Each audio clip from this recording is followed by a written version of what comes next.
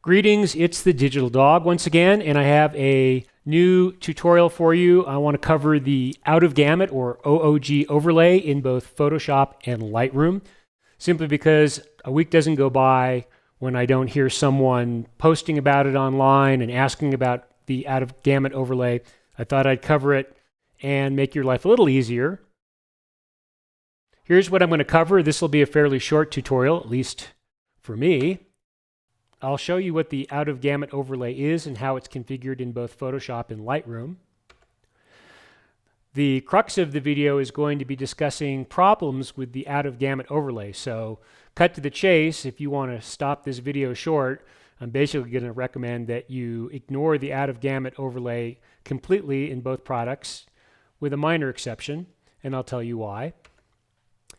But I will talk about how you might want to think about dealing with Out of Gamut colors and when to do so. So let me show you how to configure this. Your notes are here on screen, but let's go into Photoshop and take a quick look.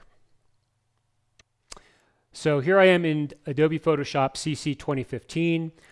You don't need to necessarily have that particular version.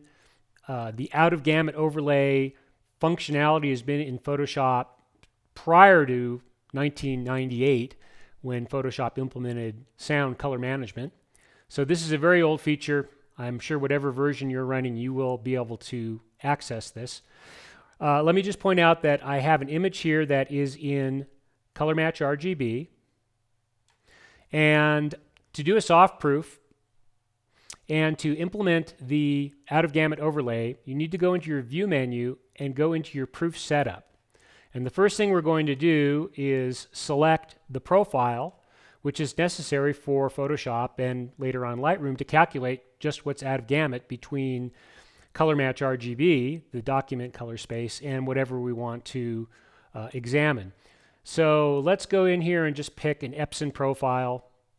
And at this point, the rendering intent will make a difference on screen, but as you'll see later on, it makes no difference with the Out of Gamut overlay, which is kind of a problem.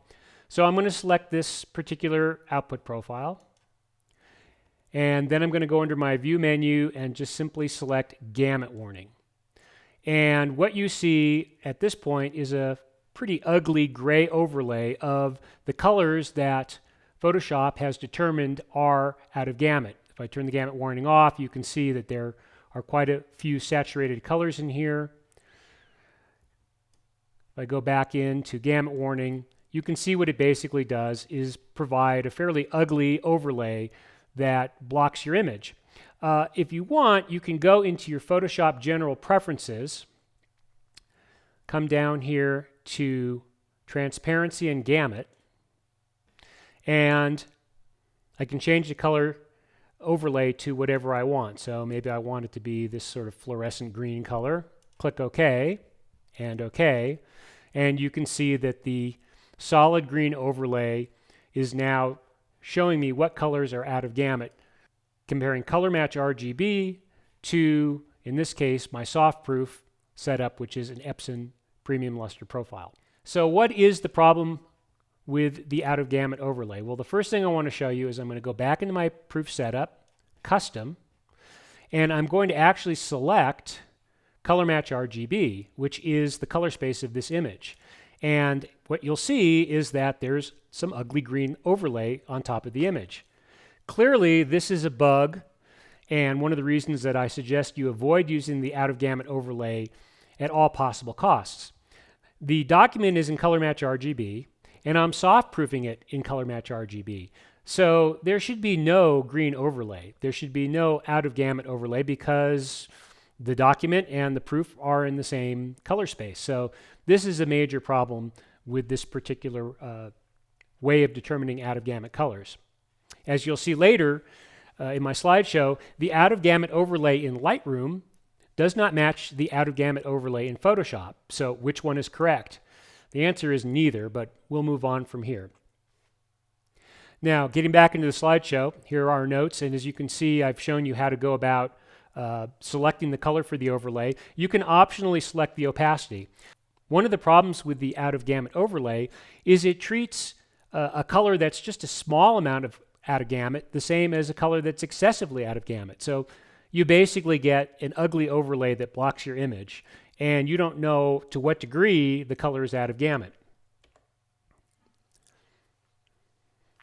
Here, once again, are the notes for you to examine if I went too quickly in how to set up a soft proof. And as you can see, one simply goes into the View Proof Setup menu, one selects Custom, and then this dialog box appears. You simply select the ICC profile that you want to use for soft proofing. In this case, I have it selected to Color Match RGB. And at that point, after you click OK, Photoshop will use that ICC profile, in this case Color Match RGB, to conduct its Out of Gamut overlay. Now let's take a quick look at how we can configure this in Lightroom. Okay, here I am in Lightroom. This happens to be version 6, but the same is true for all versions that support the soft proofing and out of gamut overlay. So the first thing you need to do when you're in the develop module is, like Photoshop, tell the application what ICC profile you wish to use for this comparison.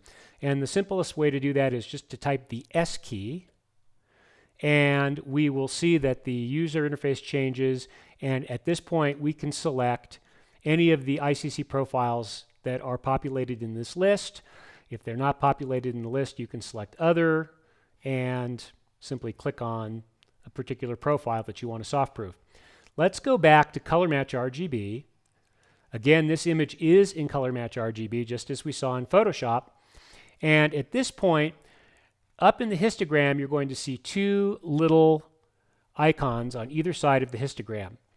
On the right is the Out of Gamut overlay, much as we saw in Photoshop.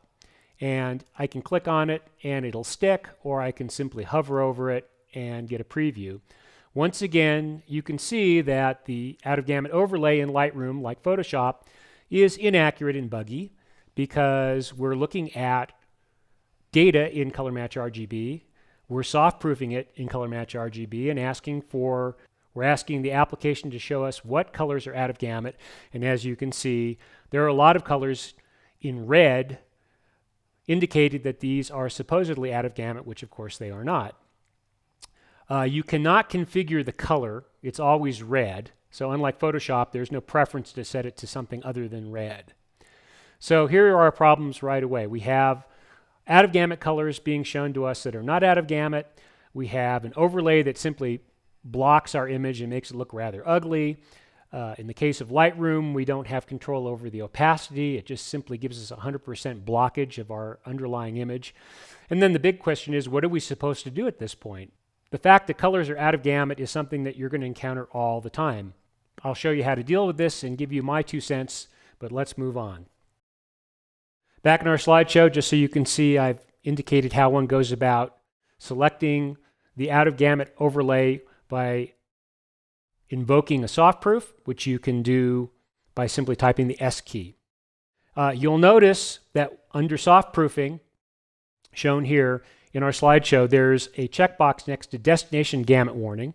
You can hover over that little turned page icon in the upper right of the histogram. You'll also notice that we have a really useful feature, which I'll talk about, called Monitor Gamut Warning.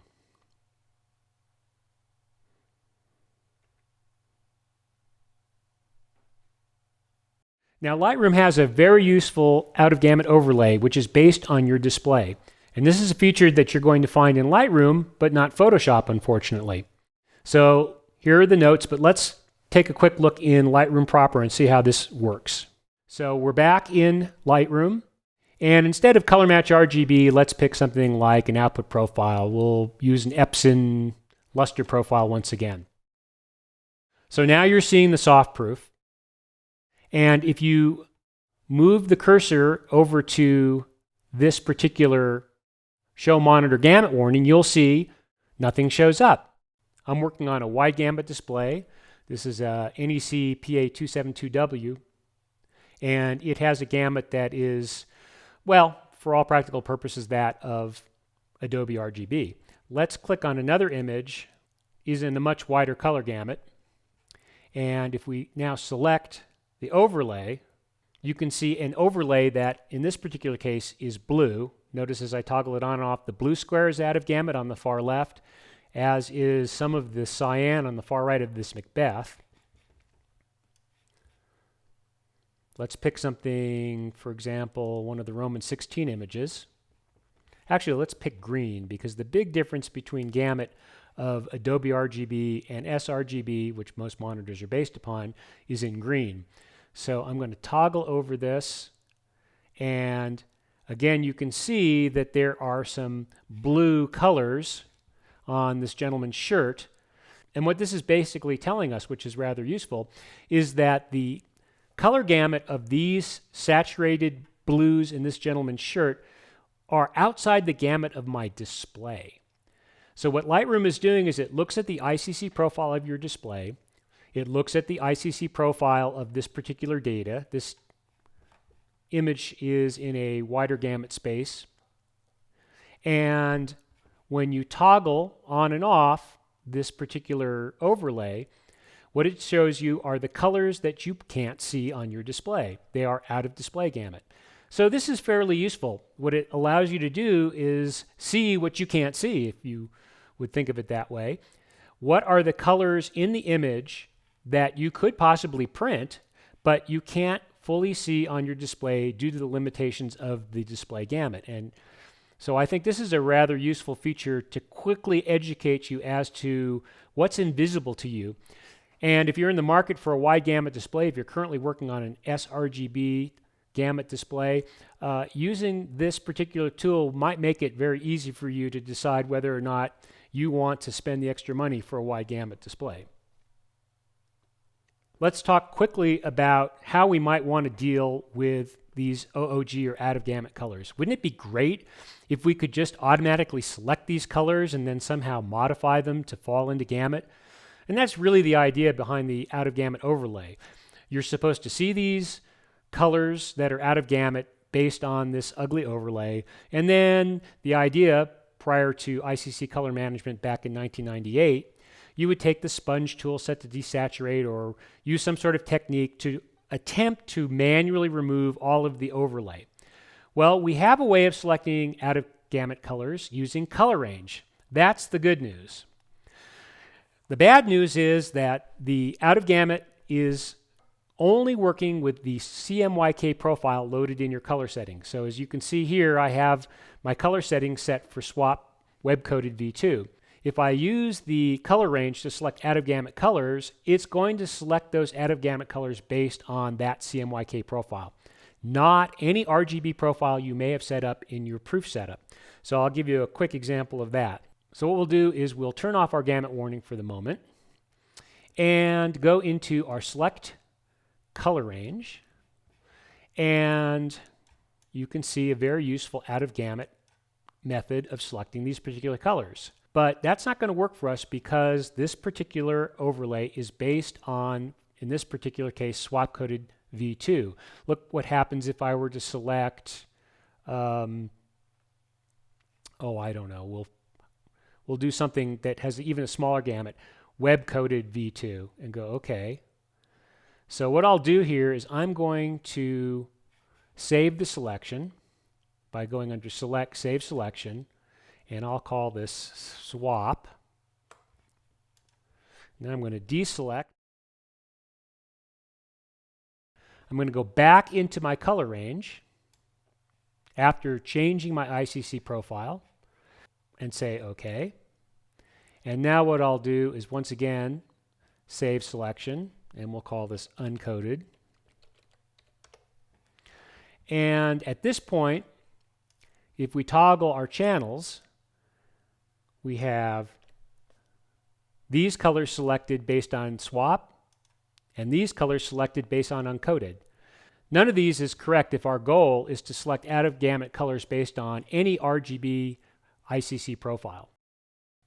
So as you can see, unless you're working with CMYK files with good CMYK ICC profiles, the color range select out of gamut is of limited use. So at this point, how do we deal with these out of gamut colors? Well, one is, as I said, to apply the overlay take your sponge tool set to desaturate, and attempt to paint away the colors of the overlay, indicating that it is now within Gamut. This is laborious, it's not very accurate, and I think you'll see if you try it, it doesn't really produce great results. The other thing you can do is just let the profile do what it does. When you soft proof, you want to pick a rendering intent.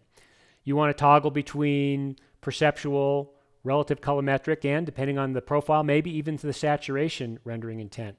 Pick the one that looks best visually on screen, and then when you convert from the original RGB color space to this new color space, the profile will do its best to either move the colors into Gamut or clip the colors to the boundary. And I've talked about the differences between these rendering intents in other videos, so I don't want to belabor the point.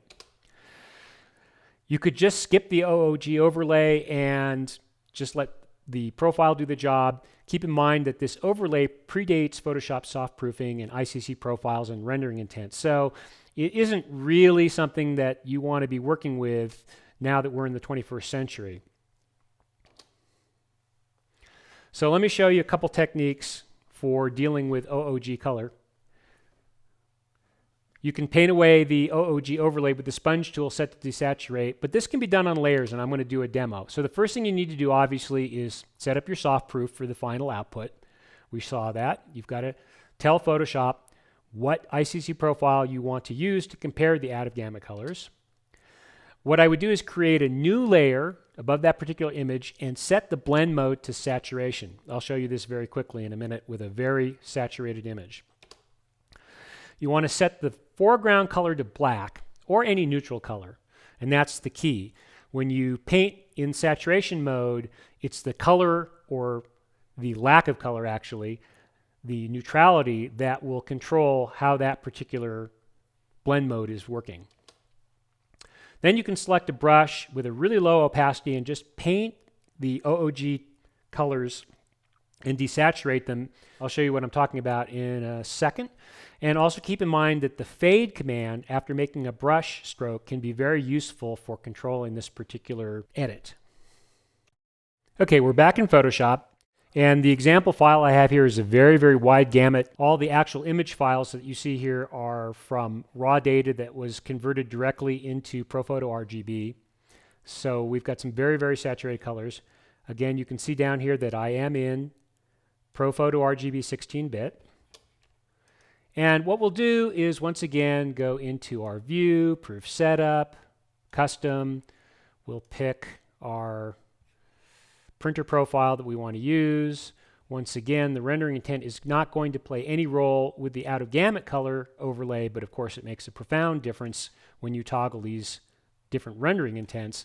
And you're seeing the effect of the ICC profile attempting to control how the Out of Gamut colors are converted into Gamut. So we'll just say OK. And just so you can see the Gamut warning. Wow, quite a lot of colors that are out of Gamut for this particular device. Now, what I'm going to do is I'm going to turn off the Gamut warning, and I'm just going to zoom in here because this one area is very telling, this particular area. Now, every time I create these videos, I have to tell you that you're watching them from a wide gamut display, funneled into sRGB, sent over the internet. Your browser may or may not be color managed, so take what you're seeing on screen with a grain of salt. You probably want to download this particular file and do this test on your own. But on my wide gamut display, I see absolutely no texture or any kind of detail in this very saturated color here. So we know that it's out of gamut. We saw the Out of Gamut overlay, but we really don't need that. We can see that this is just a lot of mush right here. There's really no detail. So here's one technique you might want to try for desaturating the image selectively to bring back more detail. What I'm going to do is just simply make a new adjustment layer. And I always like to name them, so I'll just call this desat. And what you want to do is make sure that you pick a foreground color that is neutral. So solid black will work just fine, but you could use anything like grays. We'll just pick a solid black. We've got a brush here, and we want to make sure that the desat layer is set for saturation. At this point, we can go in and we can literally just paint in detail by desaturating this particular area. Now I'm going pretty heavy-handed here just so you can see that there really was a lot of detail in here. And we brought it back by desaturating. The beauty of this technique is what you can do is just go into your background color and pick a very, very saturated color. Doesn't matter what it is. And with that particular color, you can remove or add back the saturation, which obviously isn't very useful. So let's hit the X key again and paint this out. Again, you can see we brought back a lot of detail. I'm going to do this very quickly. And then, because it doesn't look that great, it looks a little heavy-handed, I like to work hot and then sort of pull back to get the effect I want. I'm going to go back into Edit, and I'm going to say Fade Brush Tool.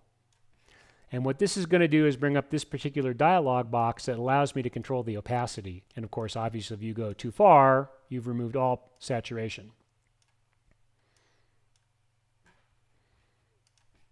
So if we go from here, before we did any of the work, to here afterwards, you can see we brought back some detail. And again, I haven't done an amazingly fantastic job here. I can zoom in. I see a little bit area here where I went overboard, so I'll just make my brush smaller. I'll hit my X key so now that I can paint the saturation back in very carefully here. And we're done. Now the question is, how would this work if we simply converted the ProPhoto RGB into sRGB, for example? So let's go back here to our before, and we'll simply go Edit, Convert to Profile. Let's pick sRGB. And go OK. And you can see, yeah, we didn't really do a very good job of bringing back detail here. And now that we've converted from ProPhoto to sRGB, that's gone. So these are the kind of situations where you might want to do some minor editing in particular areas where the colors are just so saturated you don't see detail. If you want to use the gamut warning sort of as a guide, and you can see here, we see detail in here. Is it really necessary to go in here and try to remove all this green overlay to bring back detail? No. If we turn off the overlay, there's plenty of detail and everything looks just fine. This is really the most egregious area that I see in this particular image here and over here. So while I'm in a wide gamut space, I may want to try to do some minor edits here. And after all, if you're working in sRGB to go up to the web, as you're seeing this image right now, is it really that critical that in this particular case, we don't see detail in this cloth? That's sort of your call, depending on how much work you want to apply to this particular image. Again, if you go too far, set the color to fully saturated RGB values. In this case, I have an example of 255 green, 0 red, 0 blue, and you can paint the saturation back in. So here are your notes showing you basically what I did in order to bring detail back into that cloth, a manual edit, and using the fade command to sort of fine-tune what you're doing. If you go in and brush detail back in by desaturating that cloth in one brush stroke, you can apply fade. If you then move on to paint in another area, you'll have to select the fade command once again to fine-tune, and it'll only affect that last area that you used for applying the desaturation with the brush. That's about all I have for you today on the Out of Gamut overlay. Hopefully you'll see that it's not really very effective. It's old technology, and in most cases you can probably ignore it. Want to learn more? Here's another video tutorial that I put together that talks about wide gamut color spaces, and you can find them here on either YouTube, low resolution, or on my website for a higher resolution. That's it for today. Thank you very much.